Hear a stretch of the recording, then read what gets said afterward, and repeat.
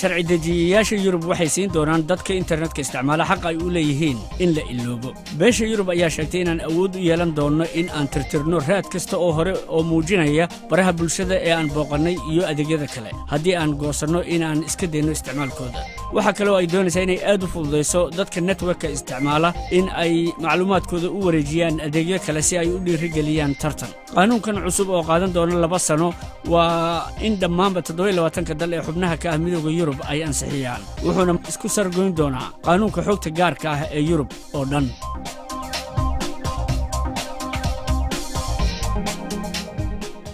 Google waxay qorsheynaysaa inay wadaagto xogta dadka isticmaala adeegyada kala duwan ee Google. waa siyaasad cusub oo xogta gaarka ah taas oo isticmaalayaasha ku khasbaysa inay ogolaadaan in xogtooda iyo taariikhdoodaba ay isticmaalaan dhammaanba adeegyada Google. tusaale ahaan waxaa lagu soo bandhigayaa waxyaabaha ay tahay in aad baarto iyada oo lagu saleynayo dhaqankaaga markaad dhex mushaaxayso internetka ama sida aad u adeegsato Google+.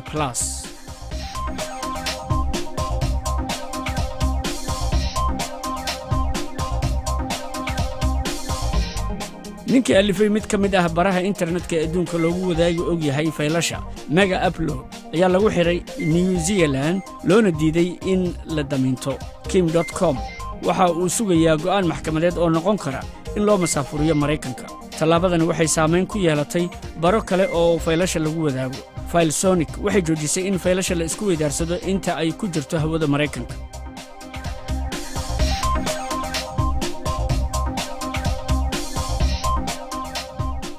3 sano ku dhawaad ayaa la soo waday laakiin usbuucan videoga Star Wars raja cusub ayaa noqday kii ugu dambeeyay ee YouTube loogu xiisayn og yahay. waa videoyaal midkiiba 15 ilbiriqsi ka kooban yahay oo ay qaadeen dad internetka isticmaalo dunida dacaladeeda ku kala baahsan.